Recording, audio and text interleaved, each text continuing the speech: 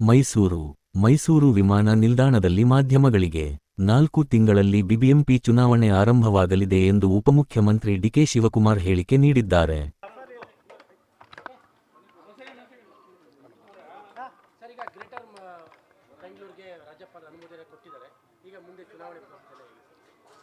ಇಲ್ಲ, ಕೂಡಲೇ ನಾವು ರಿಸರ್ವೇಷನ್ಸು ಡಿವಿಷನ್ ಎಲ್ಲ ಮಾಡ್ತೀವಿ.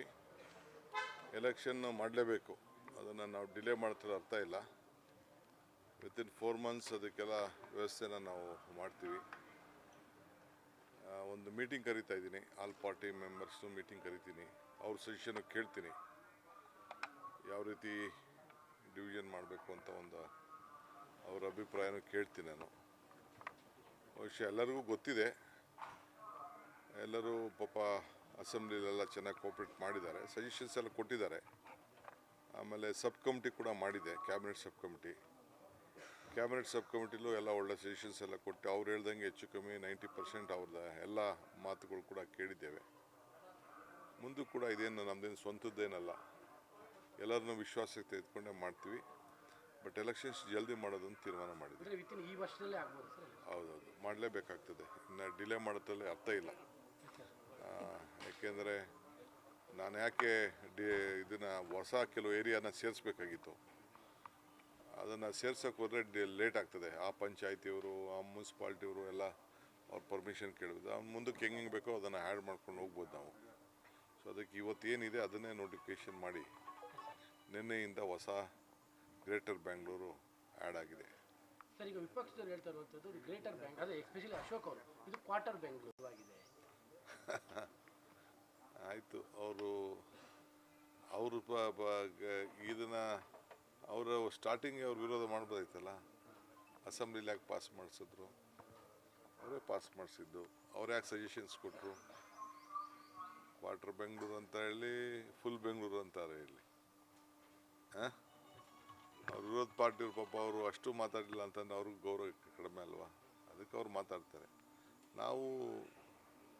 ಅವರು ಒಂದು ಬೆಂಗಳೂರಿನ ಒಂದು ಭಾಗ, ಅವರು ಬೆಂಗಳೂರಿಗೆ ಇಂಪಾರ್ಟೆಂಟ್ ಲೀಡ್ರು, ನಾವು ಅವ್ರಿಗೇನು ಗೌರವ ಕೊಡಬೇಕು ಖಂಡಿತ ಕೊಡ್ತೀವಿ. ಡಿ ಕೆ ಶಿವಕುಮಾರ್ ಏನು ಅಂದ್ಕೊಂಡಿದ್ರು ಅದನ್ನು ಮಾಡ್ತಾರೆ ಅನ್ನೋಕ್ಕೆ ಇದು ಇನ್ನೊಂದು ಎಕ್ಸಾಂಪಲ್. ಬಟ್ ರಾಮನಗರದ ವಿಚಾರದಲ್ಲಿ ಡಿಲೇ ಆಗ್ತಿದೆಯಲ್ಲ, ಯಾರು ಹೇಳಿದ್ರು ಡಿಲೇ ಆಗ್ತದೆ ಅಂತ?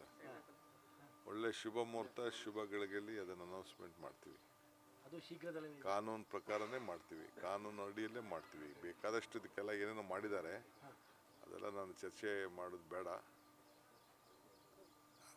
ಅದಕ್ಕೆ ಟೈಮು ಈಗ ಸದ್ಯದಲ್ಲೇ ನಿಮಗೆ ತಿಳಿಸ್ತೀನಿ. ಸರ್, ಈಗ ಪಹಲ್ಗಾಮ್ದು ಅಟ್ಯಾಕ್ ವಿಚಾರದಲ್ಲಿ ಈಗ ಕ್ರೆಡಿಟ್ ವಾರ್ ಶುರುವಾಗಿದೆ ಸರ್. ಇದು ನಮ್ಮ ಕ್ರೆಡಿಟ್ ಅನ್ನೋ ಬಿಜೆಪಿ, ಬಟ್ ಅದು ಕ್ರೆಡಿಟ್ ತಗೋಬಾರ್ದು ಅನ್ನೋಂಥದ್ದು ಕಾಂಗ್ರೆಸ್ನ ಸ್ಟ್ಯಾಂಡು. ಇದು ಚರ್ಚೆ ಭಾಳ. ನೋಡಿಯಪ್ಪ, ಇಡೀ ದೇಶ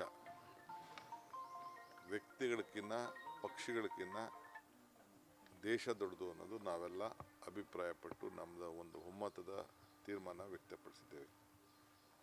ಪ್ರಧಾನಮಂತ್ರಿಗಳಿಗೆ ಭಾಳ ಗೌರವದಿಂದ ನೀವು ಏನು ತೀರ್ಮಾನ ತೆಗೆದುಕೊಂಡು ನಾವು ಬದ್ಧವಾಗಿದ್ದೇವೆ ಅಂತ ಹೇಳಿದ್ದೇವೆ. ಯಾವ ರಾಷ್ಟ್ರಕ್ಕೂ ನೀವು ಅಣಿಬಾರ್ದು ಅಂತ ಕೂಡ ನಾವು ಹೇಳಿದ್ದೇವೆ. ಈಗ ಅವ್ರು ಏನೇನು ಮಾಡಿದ್ದಾರೆ ಅನ್ನೋದನ್ನ ನಮ್ಮ ಎರಡು ರಾಷ್ಟ್ರದ ನಾಯಕರುಗಳು, ವಿರೋಧ ಪಕ್ಷದ ನಾಯಕರುಗಳು ಆಲ್ ಪಾರ್ಟಿ ಮೀಟಿಂಗ್ ಕರೀರಿ ಅಂತ ಒತ್ತಾಯ ಮಾಡಿದ್ರು, ಸೆಷನ್ ಕರೀರಿ ಅಂತ ಹೇಳಿದ್ದೇವೆ. ಇವತ್ತು ಕೂಡ ನಾವೇನು ಹೇಳ್ತಾ ಇದ್ದೀವಿ ಅಂದರೆ ಸೆಷನ್ನ ಎಲ್ಲ MPಸು ಸಿಗ್ನೇಚರ್ ಮಾಡಿ ಕೊಡ್ತಾ ಇದ್ದೇವೆ. ನೀವು ಸೈನ್ ಮಾಡಿ ನಮಗೆ ಪಾರ್ಲಿಮೆಂಟ್ ಕೊಟ್ಟು ಪಾರ್ಲಿಮೆಂಟಲ್ಲಿ ಎಕ್ಸ್ಪ್ಲೈನ್ ಮಾಡಿ ಅಂತ. ಏಕೆಂದರೆ ಭಾಳ ಹೊರಗಡೆ ದೇಶದವರೆಲ್ಲ ನಮ್ಮ ದೇಶದ ಒಂದು ಸ್ವಾಭಿಮಾನಕ್ಕೆ ಕೈ ಹಾಕ್ತಾ ಇದ್ದಾರೆ. ಅದು ಯಾವತ್ತೂ ಕೂಡ ಇಂದಿರಾ ಗಾಂಧಿ ಕಾಲದಿಂದ ಕೂಡ ಅದನ್ನು ನಮ್ಮ ದೇಶ ಯಾರ ಹಂಗಿಗೂ ನಾವು ಹೋಗಿ ಕೆಲಸ ಮಾಡಿರಲಿಲ್ಲ. ಅದರ ಬಗ್ಗೆ ಎಲ್ಲ ಚರ್ಚೆ ಮಾಡಬೇಕು ಅಂತ ಹೇಳಿದ್ದಾರೆ.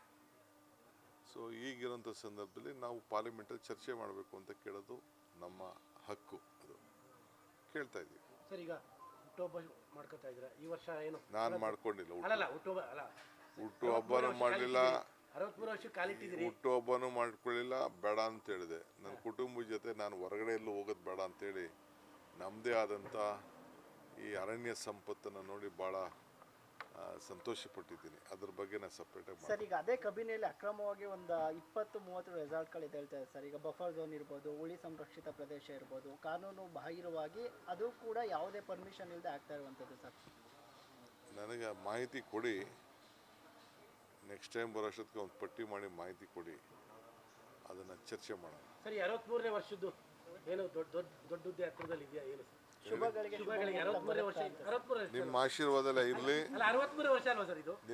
ನಿಮ್ಮ ಆಶೀರ್ವಾದ ಇರಲಿ. ನಮ್ಮ ಮೇಲೆ 63 ಸರ್ ನಂಬರ್ ಸಂಖ್ಯೆ. D K sir